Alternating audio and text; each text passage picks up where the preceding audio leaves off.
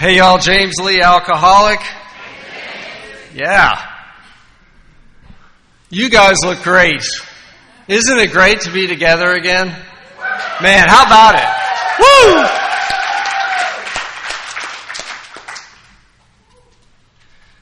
Like David was saying, it's been 2 long years, and so good to be in the room with you guys. You know, I'm so grateful that Alcoholics Anonymous, it seemed like overnight in March of 2020, went online so we could be in meetings together. It didn't happen, seemed like it overnight, wasn't it?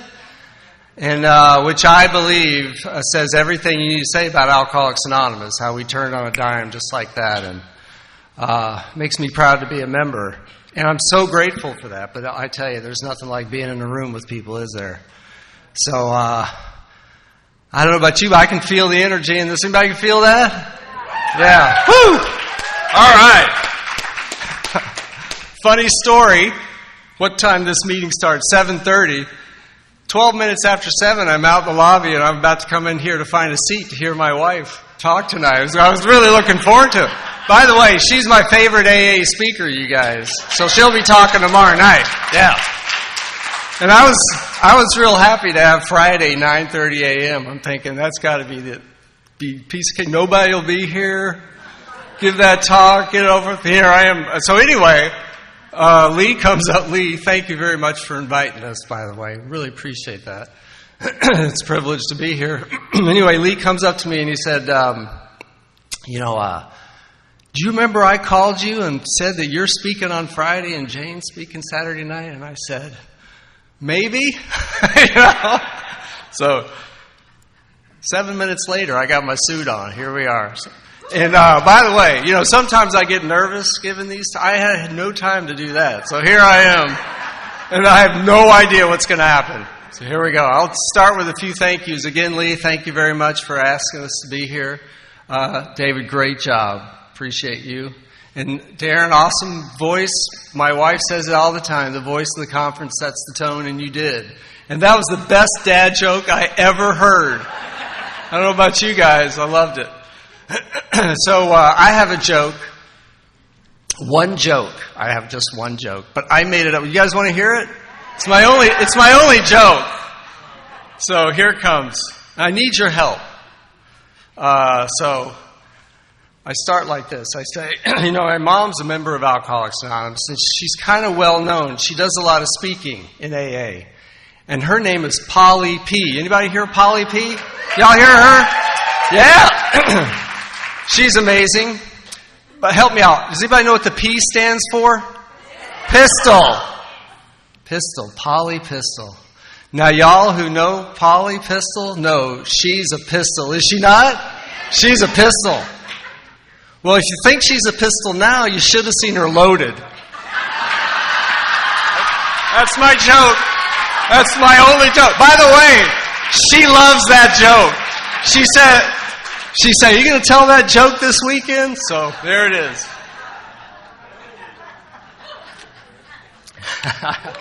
I've been sober since January 3rd, 1984. I got sober that's 38 years ago. I've had one sobriety date in Alcoholics Anonymous. I stayed out of here as long as I could, but I've had one. I got sober, so let's see, I was 21 when I got sober. That puts me at 59 right now. And I love Alcoholics Anonymous. I have a sponsor. His name is Doug W. He lives in Wisconsin. And this past Valentine's Day, he celebrated 47 years of sobriety. And I'm so excited to be here to see Dick and Barbara and Belinda and Lee and everybody. So glad to be here and be able to hang out with you guys. All right. Usually we start these talks with our first drink. So here it comes. You ready? I was 5. I got an early start. My first drink wasn't alcohol, but here's the story, okay? So this was 1967. And we're driving in our car. I think we were doing a road trip. And my dad's driving. My mom's in the passenger seat. I'm sitting behind my dad. And my brother, who was 7 at the time, is sitting right here. And all of a sudden my mom leans over to my dad and she says, James is, he's usually bouncing around. He is really out of control in the back seat. I mean, I was bouncing around. I was like, I couldn't sit still. I was punching my brother, all kinds of stuff. And my mom said, this is not normal. And she goes, uh-oh. And so she reaches behind the seat, like right at my feet, and grabs her purse and pulls her purse up and pulls out this now empty bottle of pills that I had opened and ate all of them. Now, this is before child-proof caps. Remember those days? I don't remember this. I guess it was a blackout for me, but I popped that off. And they got all exercised and rushed me to the hospital. And the doctor looked at me and he said, well, I think it's too late to pump his stomach. Let's see what happens, So, I lived. And I stayed sober for 10 years. So, white knuckle sobriety, man. I didn't need AA. Till I had my first drink. Now, let me tell you a little bit about what happened right before I took my first drink. My mom got sober in April of 1977. And she went to a treatment center in Dallas, Texas, where they had this thing called Family Day. And we went into this Family Day meeting. And I think the whole purpose was, okay, kids, here's what alcoholism is. This is your mom. She's an alcoholic. Let me tell you a little bit about her, kind of what her deal is. And I was 14 and my brother was 16. And she started describing alcoholism, and she laid out all these characteristics which I identified down the line. And I really hadn't had a drink yet. I mean, I did 10 years before, but I really hadn't had a drink. And I was identifying with everything she described as alcoholism. And then she said something really, really important. And by the way, I was really nervous about it. I mean, when someone describes alcoholism and you identify 100%, that's worrisome. And I was a smart kid, and I was like, wow, this is not good. And then she said this. Now, I don't know if this is true. I haven't read it in any conference-approved literature. Okay, so this is not AA-approved information. But here's what she said. She said, if you are a child of an alcoholic, you have a 50-50 chance of being an alcoholic yourself. Now, she had just described alcoholism. I identify with everything she said. And I said to myself, first I looked at my brother, he's sitting right here. And I looked at myself and I said, it ain't going to be him. 50-50, I know what that means. It ain't going to be him. So I knew that minute I would be an alcoholic if I drank. And that woman, that therapist who said that, gave me a gift. And that gift is what the big book describes as self-knowledge. Yeah? And what the big book says about self-knowledge is what? It ain't enough, man. Now, I took this information, this knowledge, and I said, I am never going to drink. Because if I drink, I'll become an alcoholic. And I knew what happened to alcoholics. Very briefly, you probably heard, if you've listened to my mom's talk, right before she got a few weeks before she got sober, she checked herself into a motel with a bottle of pills and a bottle of scotch, with the intent to die by suicide. She ate that entire bottle of Valium and drank that bottle of scotch. And luckily she was found, whisked off in an ambulance to the hospital where she flatlined. So she was dead for a period of time. And they resuscitated her, and that was not her last drink. And while I was not in the ambulance ride, I knew about this. So here's what I knew at the age of 14. If you drink, you're going to die. Alcohol kills alcoholics. If you're an alcoholic and you drink. And I'm going to be an alcoholic, which means if I drink, it's going to eventually kill me. And I knew this at the age of 14. So I said, I'm never going to drink. Smart kid, never going to drink.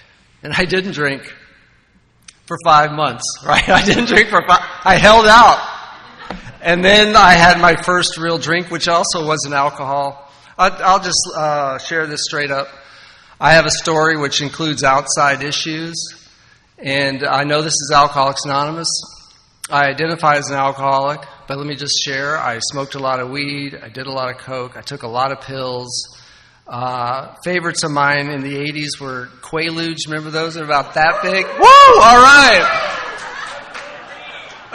I'll never forget. I took 2 of those with my buddy, and we went bar hopping at happy hour. I did not remember after the second bar. But anyway, so this first experience wasn't alcohol. I'm not going to go into the details, but rolling papers were involved. Doesn't matter. Anyway, I show up to school one day, and this is September of 1977. And if any of y'all were there, were any of y'all there in 1977? Yeah. Does anyone remember 1977? I don't remember much as you do. All right, so here's what, 1977, sex, drugs, rock and roll, right? That's what it was all about. The music was Led Zeppelin and Rush and all these bands that I was into. I love music, I love rock and roll, and I love the other 2 things too. But anyway, so I show up at school. Let me tell you about this kid that I brought to my first drink. I don't know if anyone you can relate to this, but I believe this was the symptoms of my alcoholism before I took my first drink. I showed up to school and I felt the same way I felt my entire life up to this moment. And that is, I felt apart from, less than, unloved, and unlovable. I felt like there was something really wrong with me. I felt that there was kind of a secret to life that everyone learned but me. I remember hanging out with all these kids thinking, I didn't know that they didn't know anything either, but I was thinking, these kids know how to live, and I don't. And as I said, I felt like there was something wrong with me. And where this, so it was a kind of I had the mental thinking, the mind of an alcoholic, that I had up to this point and continue to have. And I had the emotions of an alcoholic, which means my emotions went up and down like this. And I had this feeling that there was something really wrong with me. And I felt all of this physically right here. I'm pointing to right behind my sternum. This is where I felt it. And I felt it as an ache. It was like a chronic, constant ache that I walked around with. And it got to be, I didn't even know I had it. It's just something that I lived with. And I believe that chronic ache and all my thinking and all of my emotions is because of sort of underneath all that is I have a spiritual malady. And I had a spiritual malady from the time I can remember. And so I show up to school this day, and this guy comes up to me. His name is David. And I didn't know this guy. Let me describe him to you. He was a senior. I was a sophomore. And he walked up to me, had really long hair. And you remember 1977? Think Robert Plant. You guys, lead singer Led Zeppelin, that was his hair. That's what this dude had. And he actually had a Led Zeppelin t-shirt on because they were touring that summer. And they actually played both Fort Worth and Dallas. I was living in a suburb of Fort Worth, Texas called Hurst, Texas. And I was at the school, LD Bell High School in Bedford, Texas. Anyway, he comes up to me with the shirt, the hair, and the very red eyes. And he says, "You want to come with me?" And I said, "I don't know who you are. I don't know where you're going. I don't know what you're going to do, but let's go." And that's exactly what I did. So we went. What we did was basically, this is lunchtime. We left the school. We crossed the street. That street's Brown Trail, Bedford, Texas. Across the street were some woods. There was a clearing with these logs in a circle. And we did what teenagers did in that clearing for years and years. And I'm going to tell you something. Just like that, my life changed. Just like that. You know, this kid who felt apart from, less than, different, unloved, and unlovable, I fit. I belonged. I was a part of. I had friends. David was my new best friend. I'd known him for 5 minutes. New best friend. And I wanted what he had. And I said to myself, I'm going to get what he has. And so I started to get what he has, right? What did I do? I started going to rock and roll shows and buying those t-shirts. I started growing my hair out. And I was basically loaded all the time. And let me tell you a little bit about my hair when I grew my hair out, because you guys need to know this. When I had hair, years ago, it was curly. right? Now, back then, the hair was long and, flowing like this. So I started growing it, but my curly hair started to grow like this. And so I looked a little bit different. And I was like, dang it, I wanted to be Robert Plant. I'm not getting there. But anyway, I strove to be like David. And, in the big book, it describes alcoholism as a physical allergy and having the mind of combined with the mind of an alcoholic. Let me tell you something about this physical allergy for me. That day, when I did that with those kids, it was like a fire hose turned on. Just like that, man. It was like, it was on. And I was drunk or under influence every day for 6.5 years. I'm not one of these guys who was a social drinker on the weekends. Didn't start like that for me. It started every day, all day long. And I was 15 years old. And you say, well, how does a 15-year-old get enough to drink all day long? Oh, we can do that, can't we? Yeah, it's not that hard. First of all, my parents, my dad was in the military. And I don't know if you know this, but folks in the military can drink. He was in the Air Force. And they used to have dinner parties and stuff. So there was a cabinet full of liquor. That when I started out, I started with Southern Comfort. And I eventually Jack and Coke became my drink. Also at the age of 15, I was able to basically get whatever I needed. And I did that every day for 6.5 years. I'm going to tell you this straight up. I don't have a super exciting story. Not a lot of drama happened. I will say this. I knew about alcoholism and I knew about AA. Let me tell you a little bit about how I knew about AA. When my mom got sober in April 77, she joined Alcoholics Anonymous. And she dragged us kids to AA meetings at the Harbor Club in Fort Worth, Texas. Every Sunday morning there was a speaker and we would go. And I was a kid and I learned a couple things. First thing I learned was AA is full of losers. I'm going to tell you, when I was 14, you guys were losers, right? No wonder you go to AA to be with each other. Where else are you going to get? It's unbelievable. And then my mom was like, rah, rah, AA. And I'm like, oh, yeah, this is exactly, no, I'm not into this at all. But I did hear these incredible stories.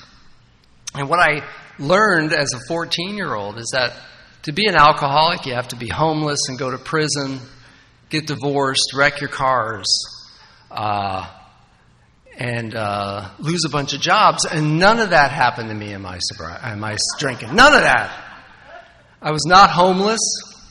I did live in my car. Actually, I got to tell you this. We were in Illinois last weekend.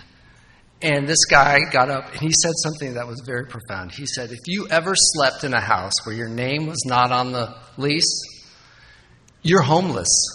And I was like, oh, you're telling me every time I slept on somebody's couch, I was homeless? Then I was homeless. I didn't wreck my car. I wrecked my car a little bit. It's one of those kind of little wrecks. In Texas, we called them whiskey dents. You guys have whiskey dents out here? You got those. All right. Where you just sort of clip the telephone pole or just kind of sideswipe the car just a little bit. That was my car. I never went to prison. I never got arrested, which is really quite a miracle because I committed multiple felonies on a daily basis for 3 years. And I never got arrested. Thank God. Otherwise, I've been in prison. And now I have been to prison, sober. And because I take meetings into the prison outside of Tallahassee there. And I remember going into the prison, and I sort of felt like I didn't belong. I don't know if anyone's done corrections work that's ever actually never experienced the correction experience, but. And I'd say to the guys, I don't know if I've never been to prison. I don't know if I have anything to share with you guys. And they go, you never been to prison? I said, no. And they go, we want what you have, So I'll just say this. if not experiencing incarceration is keeping you from doing work in the prisons and jails, don't let it stop you. Go do that work. It's amazing. Anyway, so none of those things happened. So I was able to convince myself I wasn't an alcoholic. But here's the other thing. I had a serious attitude about AA. Not only did I think AA was full of losers, but when I was 15 and my mom kind of discovered that her youngest son was out there drinking and working up his alcoholic story, she started telling me things. Okay, and I'm going to share this with you guys. This is what I experienced. But if you have kids who are starting their drinking, don't say this to them. That's my suggestion. Don't say this. You ready? Here's what she would say to me, my mom. James, we're saving a seat for you in AA. I can't wait for you to get here.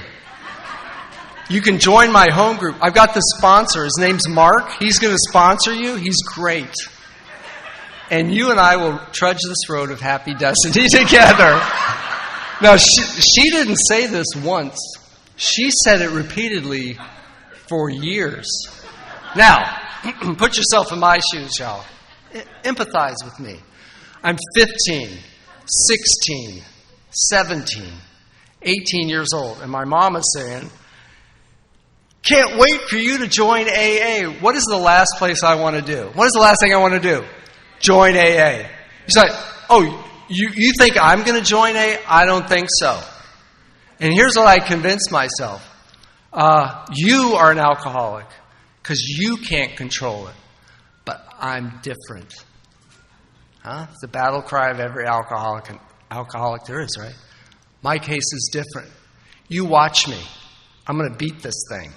And I literally tried to beat this thing for 6.5 years, and I lost. But this belligerent defiance that I had towards my mom's message, and I believe she did this because she loved me and really meant well. But I was an alcoholic and belligerent, and the message I received was, AA is the last place I'm going to go. Right? So fast forward to the end of my drinking. It's December 31st, 1984. And I went to a party in Fort Worth, Texas. It was at someone's house. I don't remember whose house. I don't remember the house. All I remember of the house is the front porch. And the reason I remember it is because I was really drunk. I was going to get sick. And I came outside. I was trying to make it to the bushes over here. There's like a porch railing, and I was crawling to make it to the railing, and I blacked out. And the next thing I know, I come to on January 3rd, 1984. And something had happened to me that day. I came to, and something was in my mind that was not in my mind before that moment. And let me tell you what was in my mind before that moment. And I believe it was on January 2nd. I was in a blackout, so I'm not 100% on this. And I believe it was on January 1st. And I know it was on December 31st and before that. And that's this. In my mind, I'm not an alcoholic. I am not an alcoholic. I had been able to convince myself that because all these things hadn't happened to me, I'm not an alcoholic. And the second thing, I want to be drunk. That's the way it was for me. And that's the way I lived my life. Let me tell you just a little bit about towards the end, before this party. I was one of those guys who loved to go to the parties, who loved to hang out with his friends and get drunk. And I remember we used to go to Lake Grapevine in Grapevine, Texas, and we used to party up there all the time. And at the end, what I would do is I basically had isolated myself from everyone. How did that come about? I pushed them all out of my life. And I was alone. And I felt the loneliness of an alcoholic. And the way it looked for me was I'd get up in the morning, I'd get whatever I needed for that day, a bottle, a six-pack, whatever, and I would get behind the wheel of my car and I would drive. And I was literally going nowhere. I called it driving around and drinking. And so I drove, not only did I drive drunk a lot, I drove drunk all day, every day, for months at the end of 1977. And that's what alcohol had done. My alcoholism, it had caused me to push out of my life everyone who cared about me. And I found myself completely alone. Go to this party. I'm not an alcoholic. I want to be drunk. I come to January 3rd, and I'm an alcoholic. And that is a miracle. I don't know how that happened. All I know is it happened. And a second miracle happened. I wanted to be sober. And here was my experience. I came to, and I'm like, man, I'm an alcoholic. And I had this realization. And I love that word realization because it's like got reality in it, right? I was in reality for a moment. And the reality was, hey man, I'm alcoholic and I want to be sober. And I think to myself, I'm 21, what do you do? I didn't know what to do. So I did something really lame. And I'll share it with y'all if you promise not to judge me. Okay, you promise? Okay, here it comes. Ready? I called my mom. Right? Tough guy. And this is when phones had wires, right? The base where you dial. At least they were numbers, the dial pad. So I phoned my mom and I said, hey, Mom, you're not going to believe this. I'm alcoholic. And she said, hey, James, no kidding, I've known this for years. And I said, hey, Mom, I want what you have. I want to be sober. And she goes, oh, my God, I've been praying for this day. And I go, here comes this God stuff. And she said, James, if you want what I have and you want to be sober, you need to go to AA. And I said, Mom, I don't want it that bad. And I hung up the phone. Click.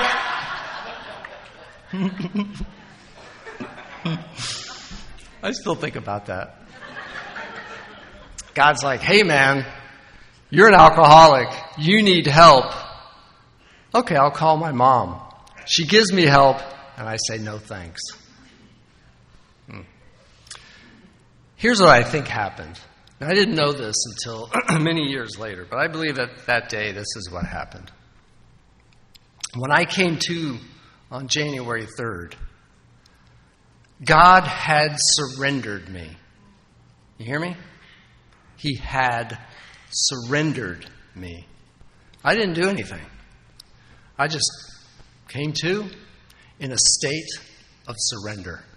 And I want you guys to know, I knew it was over. I was like, I'm done.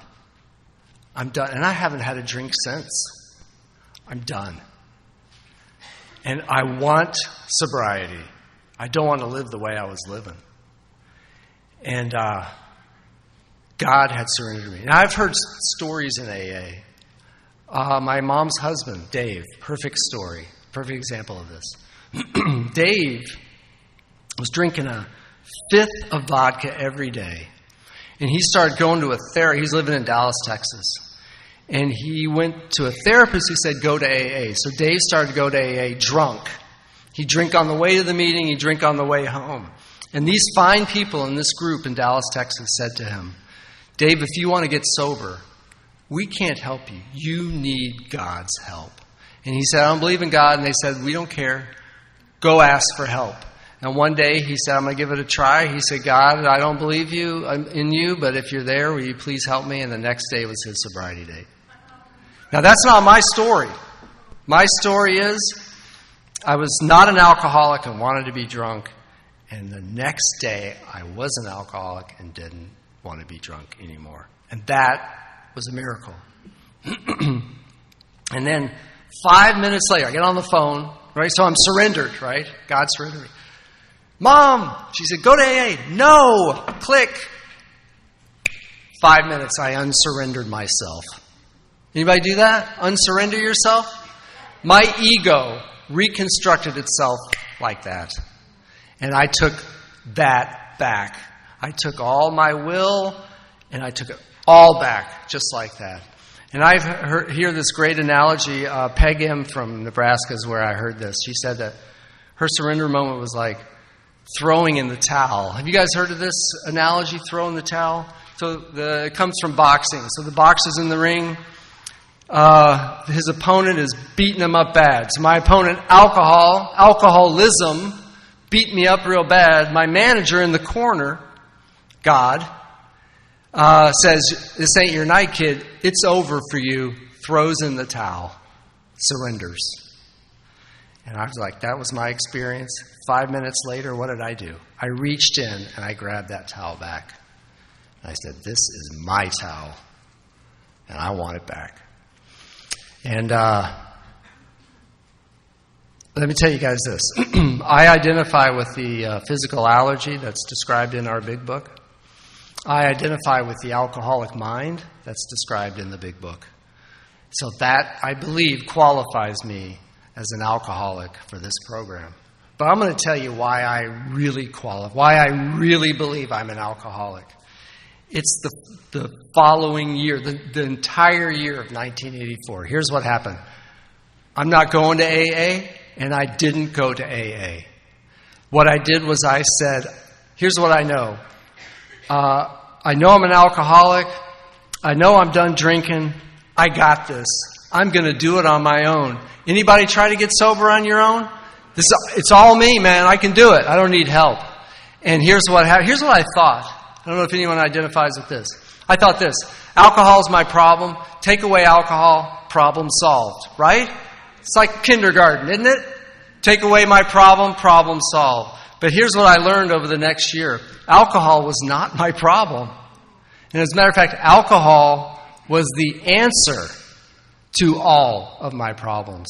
When I was 15 years old and I picked up that first one, what I found that day was the answer to every problem I had. And every time I drank, it gave me the answer to every problem I had. And here's what the problem was.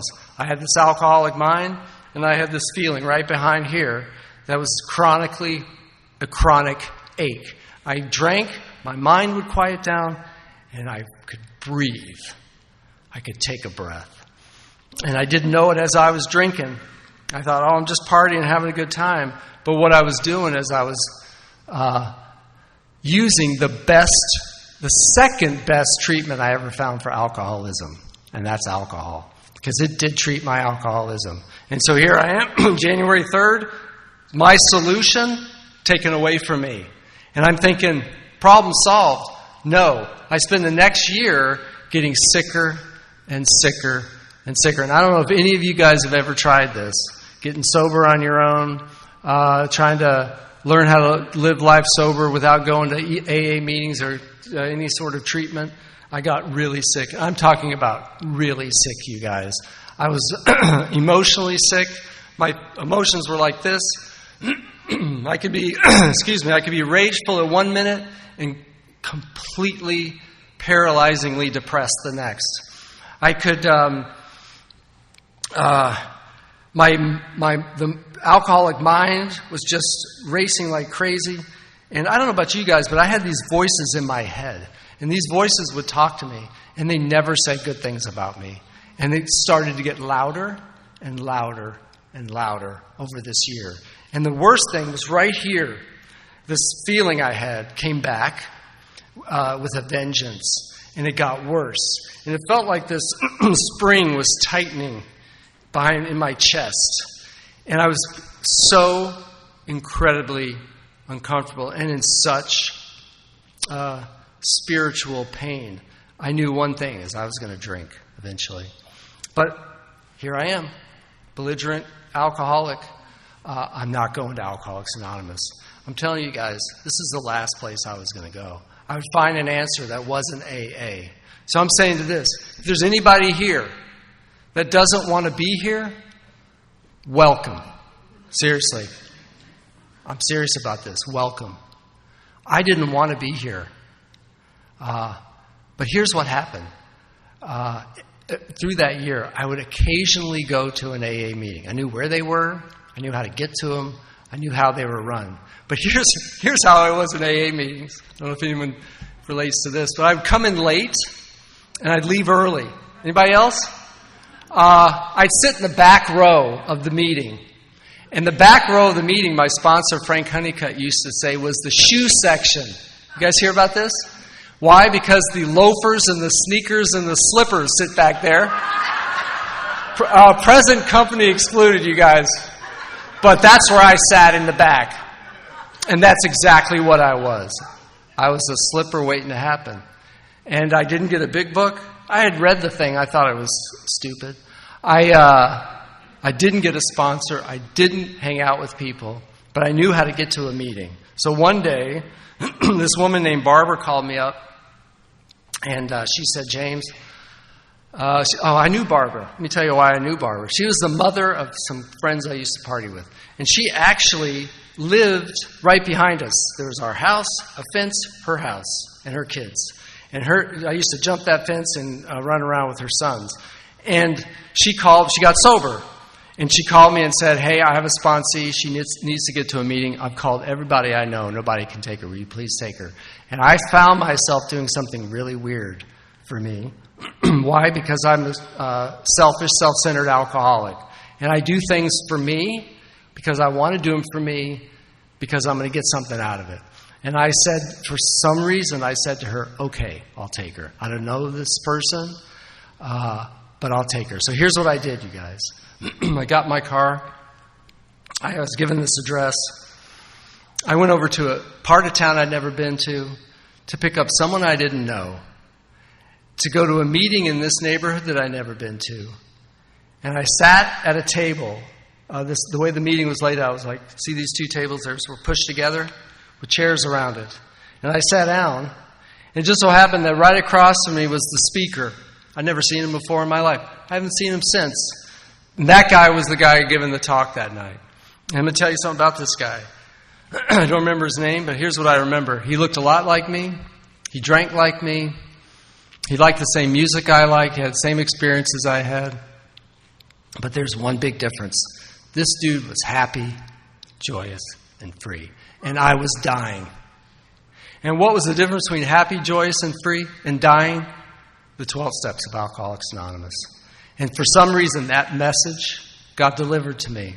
That if I want to be happy, there's an answer. And the answer is the 12 steps of Alcoholics Anonymous. And that day, this was about a year of, what did we call it? Slobriety. You ever heard of that? So a year of that. Oh, no, it's sobriety was what I was practicing. Because I was dry as could be. And that day I joined Alcoholics Anonymous. And that day was the beginning of my recovery. And I'm going to tell you a little bit about all that. The first thing I'll say is that my recovery, especially the early years, was slow. The book says sometimes quickly, sometimes slowly. Sometimes slowly, standing up right here. It took a while, years really, for me to come out of the fog and feel like I was starting to get better. Now I'm going to tell you this. The people in the meetings saw that I started to get better right away. You ever notice that? Newcomers come to your group, and you see them when they get there, and then say a month later there's something very different about them. And you see it in the eyes, don't you? And they could see it in me long before I could see it in myself, just like the book says. So I started to change, again, slowly. And part of my change was I immediately went back to college. I'd been a college dropout. It's hard to, make good grades when you drank like I did. So I dropped out of college. And like a week sober, I decided I'm going back to school. Now, I heard in AA, don't make too many changes, right? The first year, my experience, I'm glad I didn't listen to that. I'm glad I changed right away. I went back to school, and here's what I learned about school, you guys. I was pretty good at it. You know why? I showed up. You know how when you show up for class, you actually learn stuff? When you do homework, you actually make grades, And I found out I was pretty smart. And have you ever heard that in Alcoholics Anonymous? Alcoholics have above average intelligence. You hear that in AA, right? Oh, you don't hear that in Al-Anon. I'll tell you that right now. But you might hear that in AA. So I was like, okay, I'm going to grasp onto that. Did college, did pretty darn good, and graduated. And when I graduated, it was 1987. I was 25 years old. So I took the long route to get a college degree. And I got a job, and then I got a phone call. And the phone call was this guy offering me a job in Illinois. So I had gone to the University of Texas in Arlington, Texas. So I moved up to Illinois, and I worked for this company up there. And what part of the deal was they sent me to grad school. And they said, here's our deal. You work 2 days a week. You go to school 3 days a week. You can go to any school in the area. I picked Northwestern in Evanston, Illinois, and he said, we'll pay for everything. And I was like, how does that happen?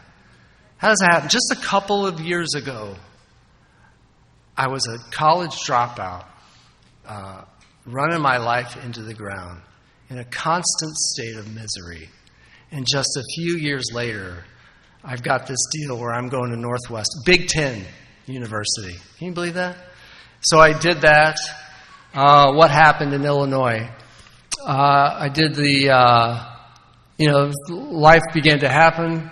I met someone, got married, started having kids, three kids total. And Jane asked me to talk about this, so I'm going to tell this story. This was 1993. Okay, I was 9 years sober. Life was good, you guys. It was real good. I was happy. I had everything I wanted.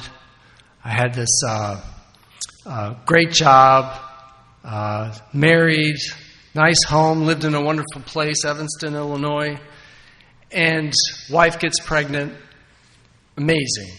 Out comes Ryan in May of 1993. And I'm going to tell you, he was perfect. I remember people used to say, I remember them saying to me before Ryan was born, do you want a boy, do you want a girl? And I said, I don't care. I just want a healthy baby. Just please, God, give me a healthy baby. Out comes Ryan, 10 fingers, 10 toes, perfect. And he was gorgeous. He had this blonde, curly hair that was just, he looked like an angel. And he was just the light of my life. And then a few months go on, and we begin to realize there's something wrong with Ryan. And so we started getting him tested. And a few months after the tests were started, the news came in. Ryan is profoundly deaf. Now, what I'm about to say to you is said because I was ignorant. Do you hear me? I didn't know better. And here was my reaction. And I'm ashamed to share this, but I have to share it because it's the truth. When that doctor said, your son is profoundly deaf, 9 years sober, 10 years by this time, here was my first thought. How is this going to affect me? What is going to happen with my life? Now, my son is a year old, and we learn he's profoundly deaf. And I'm thinking about myself. Selfishness, self-centeredness, that is the root of our troubles. And then the next thought that came into my mind was, and this is the thought out of ignorance, Ryan's life is going to be so small, right? He's deaf. He's going to have to go to special schools. He's going to have a small little job, a small little life. And I say that I thought that because I was ignorant. All right? And I get on the phone to my sponsor after I find this information, and I share all this with him, and he says, it's time to get to work. So he and I got to work doing the steps, and we got to work getting language to my son. So I learned sign language. Still know it today. Got the information to Ryan. Started to send him to a special school. He was having none of that. So we ended up mainstreaming him in the schools in Evanston. And it was great. It was a great experience. He went to this elementary school. This would be the elementary school he would have normally gone to. Had this amazing set of teachers and a really great experience. And then comes graduation. Right? He's what? 12? 6th grade. And I got to tell you this story. I'd never seen anything like it. This grammar school had a graduation ceremony. Can you believe that? You ever hear? Do they do that here? I've never heard of it. So I moved it, and they have, and I'm like, okay. So then, right before the ceremony, the principal came up to me, my wife and I, and said, I had this idea, and I was wanting to see if this is okay with you. I'm going to read the name of these sixth graders for them to come up and get their diploma. I wanted to invite Ryan up on the stage to fingerspell their name. And we said, we'll talk to him. So we talked to Ryan. He said, sure. So we go to this ceremony. It comes this time. The principal gets up on the stage, and he says, I want to bring up Ryan L. to come up on the stage. Let me tell you about Ryan. And he starts talking about my kid. And here's what he's saying. Ryan has changed this school. Everyone in this school is different because he's been here. He's the only deaf kid in this school, and everybody just loves him and thinks he's amazing, and we're all sorry to see him go. And I was blown away, you guys. First of all, we didn't have a graduation ceremony when I was in grammar school. If we did, nobody would be on stage saying stuff like that about me, right? They'd be saying, James, don't let the door hit you on the way out. See ya. But they're saying this about my kid. And so I started to, you know how we sometimes are. I'm sitting out in the audience, watching my son fingerspell these names, and tears started to come to my eyes. I was ready to let go. I couldn't do that, though. I was in public, right? I've got to be a strong man. So I'm hanging in there, waiting for this thing to be over. As soon as it's over, I run home. And I I kind of close the door, make sure I'm all by myself, burst into tears. I hit my knees, and I say to God, how does this happen to a guy like me? And I remember 10 years before, when we learned about Ryan's deafness, my fist was in the air to God. God, why are you doing this to me? What did I ever do to deserve this? That was my selfish, self-centered, alcoholic mind. 10 years later, I'm on my knees saying, God, what did I ever do to deserve this? What did I ever do to deserve this? I'm going to tell you something. From fist in the air to on my knees is what I would call a profound alteration to my reaction to life. And how I got from fist in the air to on my knees is the 12 steps of Alcoholics Anonymous. That day when I shared that with my sponsor, we started working those steps, my life changed. And I began a trajectory that it was rocketed, as the book talks about. And so let me give you an update on Ryan, because a lot of people, if I don't tell this part, a lot of people ask about him. So remember when I said he's going to have a small, kind of little life, and it's this little job and everything? I'm going to tell you I was wrong. And I am so happy I was wrong. And let me tell you this. There was a lot of years where I could not say I was wrong. Anybody like that? I have to be right all the time. Well, I'm going to tell you right now, I was wrong, and what freedom it is to know that. Because let me tell you about him. He was mainstreamed through his school. He graduated high school.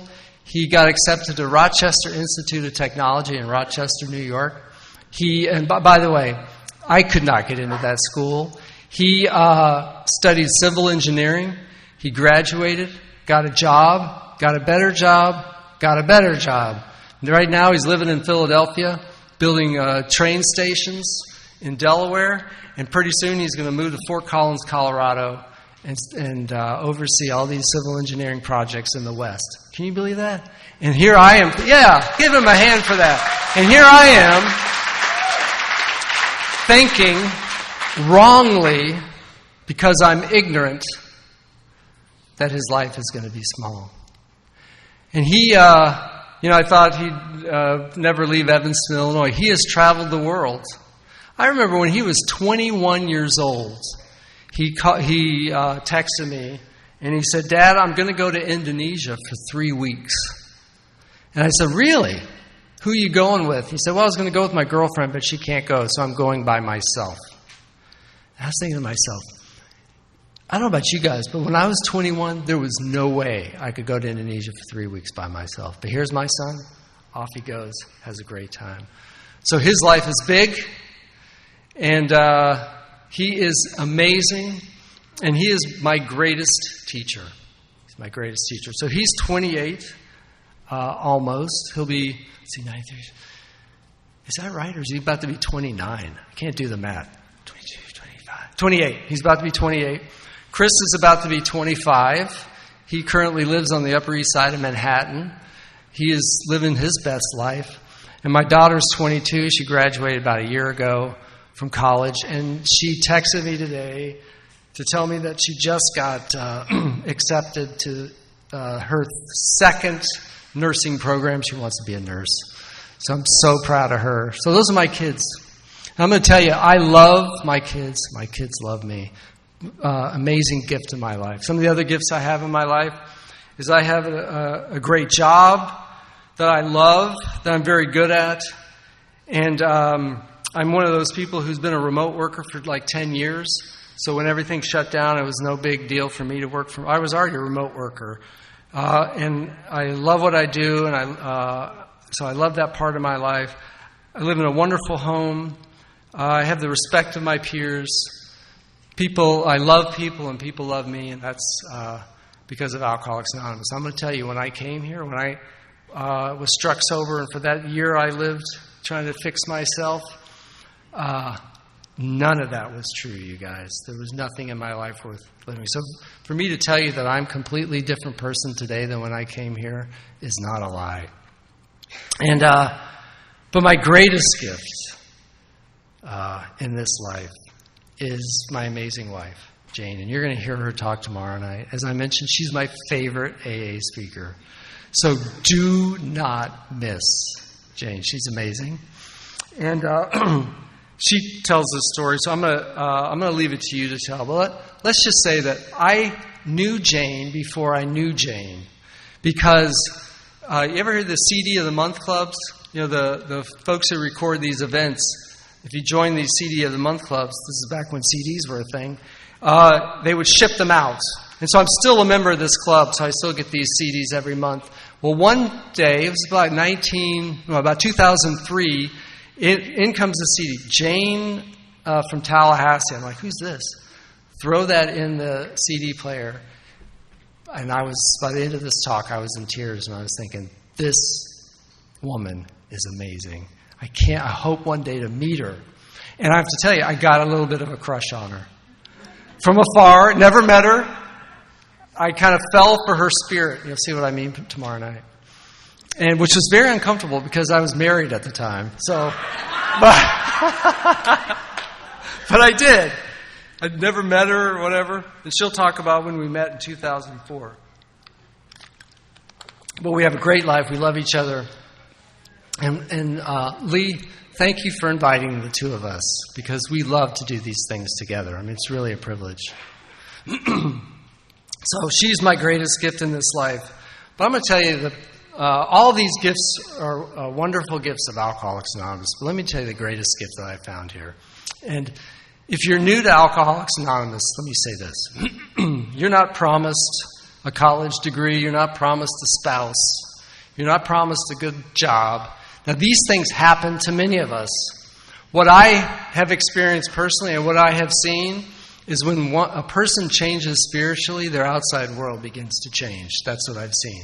But these things aren't promised us. But I'm going to tell you what is promised us. And it's promised us in this all through the book, but it's specifically in Step 12. And Step 12 says, having had a spiritual awakening as the result of these steps. And this is the greatest gift I've gotten in Alcoholics Anonymous.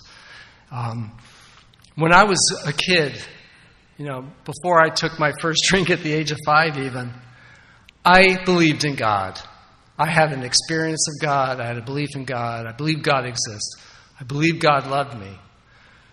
And I didn't believe what I heard in the church that I was taken to, but that didn't matter because I believed God was there, existed, and loved me. And what happened was, is at the age of 15, I found alcohol. And by the age of 21 and a half, that feeling, that experience, that knowledge was gone. I no longer believed in God. I no longer believed He existed or cared anything about me.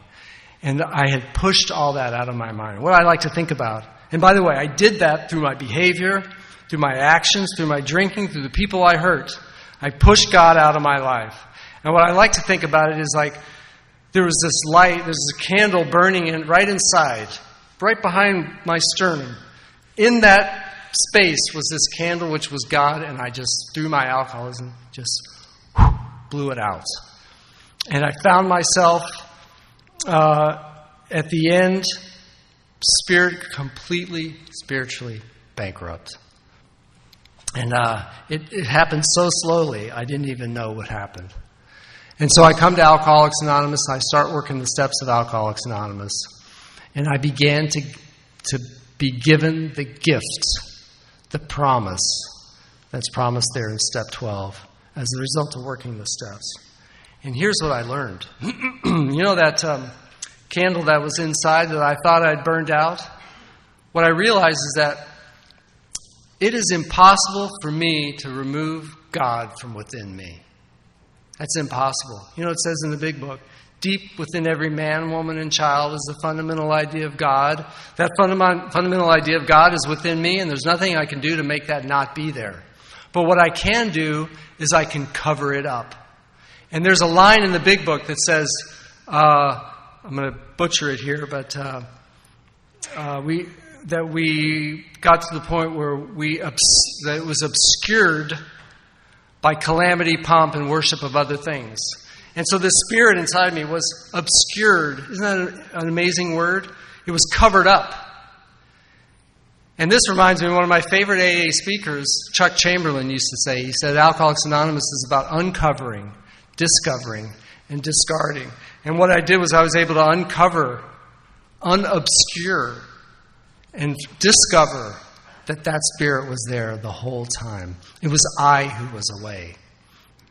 And what Alcoholics Anonymous did was slowly, over time, bring me back to this relationship with this power. And that is what's promised with Alcoholics Anonymous. You know, it says in the big book that my job here tonight is to, in my own words and from my own point of view, share with you how I established my relationship with God and how I established it, or I should say reestablished it, because it was there, was the 12 steps of Alcoholics Anonymous. And find people like you. And I am so grateful to be here. I'm so grateful we're together. I'm so grateful we're here to share the spirit of sobriety at Alcoholics Anonymous. And I say, let's have a great weekend. Love y'all. Thanks.